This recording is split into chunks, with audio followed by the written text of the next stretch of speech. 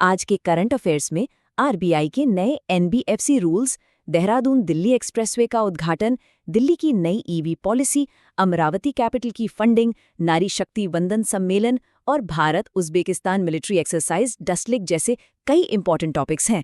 और हाँ, हम आशा भोसले जी को भी याद करेंगे। अगर आप सरकारी परीक्षाओं की तैयारी कर रहे हैं तो ये सेशन आपके लिए बहुत ही जरूरी होने वाला है। तो चलिए इन सभी जरूरी टॉपिक्स को एक एक करके बिल्कुल आसान भाषा में समझते हैं और ये भी जानेंगे कि आपके एग्जाम के लिए इनमें से क्या-क्या महत्वपूर्ण है। आज के हमारे 4 मेन सेक्शंस हैं: अर्थव्यवस्था और इंफ्रास्ट्रक्चर, फिर हम देखेंगे देश की पॉलिसी और नेशनल इवेंट्स, उसके बाद डिफेंस और सिक्योरिटी की खबरें, और आखिर में कुछ महत्वपूर्ण दिन और स्मरण। तो चलिए शुरू करते हैं। तो सबसे पहले बात करते हैं इकोनॉमी और इंफ्रास्ट्रक्चर की, जहां हमारे पास 2 बहुत बड़ी अपडेट्स हैं। पहली खबर आ रही है बैंकिंग सेक्टर से। भारतीय रिजर्व बैंक यानी आरबीआई फाइनेंशियल स्टेबिलिटी को और मजबूत करने के लिए एक बड़ा कदम उठा रहे हैं। उन्होंने बड़ी एनबीएफसीज के लिए कुछ नए नियमों का ड्राफ्ट पेश किया है। तो ये एनबीएफसी अपर लेयर आखिर है क्या? देखिए, इसे रेगुलेशन का सबसे टॉप लेवल समझिए। वो सभी नॉन बैंकिंग फाइनेंस कंपनियां जिनकी संपत्ति मतलब एसेट्स 1 लाख करोड़ रुपए से ज्यादा हैं, उन्हें इस अपर लेयर में रखा जाएगा। इसका सीधा सा मतलब है कि अब उन पर भी बैंकों की तरह ही कड़े नियम कानून लागू होंगे, ताकि बाजार में कोई बड़ा रिस्क पैदा ना हो। अच्छा, अब सवाल ये है कि ये इतना जरूरी क्यों है? देखिए, इसका असली मकसद है पूरे फाइनेंशियल सिस्टम को और मजबूत बनाना। और सबसे खास बात यह है कि पहली बार बड़ी सरकारी एनबीएफसीज को भी इस सख्त निगरानी के दायरे में लाया जा रहा है। ये पूरा का पूरा ढांचा आरबीआई के स्केल बेस्ड रेगुलेशन यानी एसबीआर फ्रेमवर्क पर आधारित है।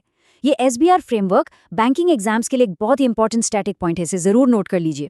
चलिए, तो फाइनेंशियल इंफ्रास्ट्रक्चर के बाद अब बात करते हैं देश के फिजिकल इंफ्रास्ट्रक्चर की, और यहाँ उत्तर भारत के लिए एक बहुत बड़ी खबर है। जी हाँ, प्रधानमंत्री नरेंद्र मोदी 14 अप्रैल को 210 किलोमीटर लंबे देहरादून दिल्ली एक्सप्रेसवे का उद्घाटन करने वाले हैं। ये वाकई उत्तर भारत के लिए एक गेम चेंजर साबित होगा। इस एक्सप्रेसवे के फायदे ही फायदे हैं। इससे न सिर्फ दिल्ली और देहरादून के बीच ट्रैवल टाइम काफी कम हो जाएगा, बल्कि उत्तराखंड में टूरिज्म और इकोनॉमिक डेवलपमेंट को भी एक जबरदस्त बूस्ट मिलेगा। और हाँ, ये 4 धाम यात्रा के लिए भी एक बहुत जरूरी लिंक बनेगा। ये पॉइंट स्टैटिक जीके के नजरिए से भी याद रखिएगा। अब आते हैं हमारे दूसरे सेक्शन पर, पॉलिसी और नेशनल इवेंट्स। इसमें हम 3 बड़ी अपडेट्स को कवर करेंगे। पहली खबर दिल्ली से है, जहां सरकार ने बढ़ते प्रदूषण से लड़ने और क्लीन मोबिलिटी को बढ़ावा देने के लिए अपनी नई इलेक्ट्रिक व्हीकल्स यानी ईवी पॉलिसी का ड्राफ्ट जारी किया है। इस पॉलिसी में आम लोगों को काफी फायदा मिलने वाला है। अगर कोई 30 लाख रुपए तक की इलेक्ट्रिक कार खरीदता है तो उसे रोड टैक्स और रजिस्ट्रेशन फीस पर पूरी 100% की छूट मिलेगी। यही नहीं, स्ट्रॉन्ग हाइब्रिड गाड़ियों पर भी 50% की छूट है। और एक बहुत बड़ा फैसला ये है कि जनवरी 2027 से दिल्ली में सिर्फ और सिर्फ इलेक्ट्रिक 3 व्हीलर्स का ही नया रजिस्ट्रेशन हो पाएगा। चलिए, अब दिल्ली से सीधे चलते हैं आंध्र प्रदेश, जहां राजधानी अमरावती के विकास के लिए एक बड़ी खबर आई है। वर्ल्ड बैंक ने इस प्रोजेक्ट के लिए फंड्स रिलीज कर दिए हैं। तो वर्ल्ड बैंक ने पहले फेज के लिए $340 मिलियन जारी किए हैं।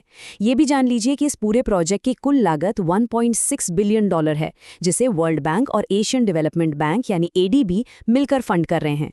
ये जो फंडिंग है ना, वो एक खास मॉडल के तहत दी जा रही है, जिसे कहते हैं P4R यानी प्रोग्राम फॉर रिजल्ट्स। अब ये क्या है? इसे आसान भाषा में समझिए, पहले काम फिर दाम।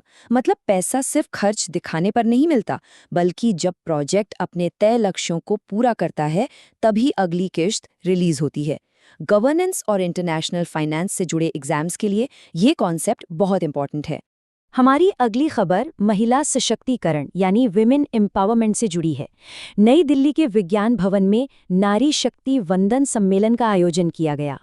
इस सम्मेलन का मुख्य फोकस था नारी शक्ति वंदन अधिनियम। याद रखिए, ये वही ऐतिहासिक कानून है जिसके तहत लोकसभा और राज्य विधानसभाओं में महिलाओं के लिए 33% सीटों के आरक्षण का प्रावधान किया गया है। ये 33% का आंकड़ा परीक्षाओं के लिए बेहद बेहद जरूरी है। अच्छा, आगे बढ़ने से पहले एक सवाल। अभी तक हमने जितनी भी खबरें कवर की हैं, उनमें से कौन सी आपको सबसे ज्यादा महत्वपूर्ण लगी? नीचे कमेंट्स में मुझे जरूर बताइएगा। चलिए, अब रक्षा क्षेत्र यानी डिफेंस सेक्टर के कुछ महत्वपूर्ण अपडेट्स पर नजर डालते हैं। तो भारतीय सेना की एक टुकड़ी भारत और उज़्बेकिस्तान के बीच होने वाले जॉइंट मिलिट्री एक्सरसाइज डस्टलिक के 7वें एडिशन के लिए उज़्बेकिस्तान पहुंच चुकी है। ये एक एनुअल बायलैटरल एक्सरसाइज है, मतलब हर साल होती है और बारी-बारी से दोनों देशों में होती है। पिछली बार ये भारत के औंध में हुई थी और इस बार ये उज़्बेकिस्तान के गुरुमसराय में हो रही है। इसका मेन फोकस सेमी माउंटेनस इलाकों में जॉइंट ऑपरेशन करना है। इस बार भारतीय दल में मुख्य रूप से महार रेजिमेंट के जवान शामिल हैं। अब बात करते हैं भारतीय नौसेना की। नई दिल्ली में नेवी कमांडरों की बाय एनुअल कॉन्फ्रेंस हो रही है, मतलब साल में 2 बार होने वाली कॉन्फ्रेंस। इस बार का खास फोकस भारत के महासागर विजन पर है। इसका पूरा नाम है maritime heads for active security and growth for all in the region. आसान शब्दों में कहें तो इसका लक्ष्य है कि पूरे समुद्री क्षेत्र में सबके लिए सुरक्षा और विकास को सुनिश्चित करना। और अब हम आ गए हैं अपने आखिरी सेक्शन पर, जिसमें हम एक महान हस्ती को श्रद्धांजलि देंगे और 2 महत्वपूर्ण दिनों को याद करेंगे। और अब एक बहुत ही दुखद खबर। भारतीय संगीत की पहचान महान गायिका आशा भोसले जी अब हमारे बीच नहीं रहीं। 92 साल की उम्र में उनका निधन हो गया है। उनके जाने से वाकई संगीत के एक सुनहरे युग का अंत हो गया है। उनका योगदान कितना बड़ा था, इसका अंदाजा आप इन आंकड़ों से लगा सकते हैं।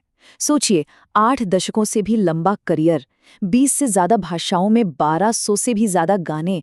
ये सिर्फ नंबर नहीं है, ये एक पूरी विरासत है। खासकर आर.डी. बर्मन के साथ उनकी जोड़ी ने जो संगीत दिया, उसे तो हमेशा याद किया जाएगा। अब कुछ महत्वपूर्ण दिनों की बात कर लेते हैं। 11 अप्रैल को राष्ट्रीय सुरक्षित मातृत्व दिवस मनाया गया। इस साल की थीम थी मातृ स्वास्थ्य सेवा में समानता, किसी भी माँ को पीछे नहीं छोड़ना। आपको बता दें कि ये दिन कस्तूरबा गांधी की जयंती के अवसर पर मनाया जाता है। और आज 13 अप्रैल भारतीय इतिहास की वो तारीख है जिसे कभी भुलाया नहीं जा सकता। आज हम जलियांवाला बाग हत्याकांड की उस दर्दनाक घटना को याद करते हैं। 1919 में आज ही के दिन जनरल डायर के एक क्रूर आदेश पर हजारों निहत्थे लोगों पर अंधाधुंध गोलियां बरसाई गई थीं। ये सिर्फ एक हत्याकांड नहीं था, ये वो घटना थी जिसने भारत के स्वतंत्रता संग्राम की आग को और भी भड़का दिया था। तो चलिए, आज के सभी टॉपिक्स का एक क्विक रिकैप कर लेते हैं।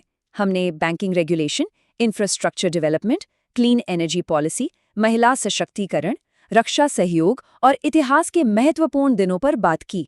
ये सभी आपके एग्जाम के रिवीजन के लिए बहुत जरूरी हैं। अगर आपको ये परीक्षा उन्मुख विश्लेषण पसंद आया तो मेगामाइंड एकेडमी को सब्सक्राइब करना बिल्कुल मत भूलिएगा।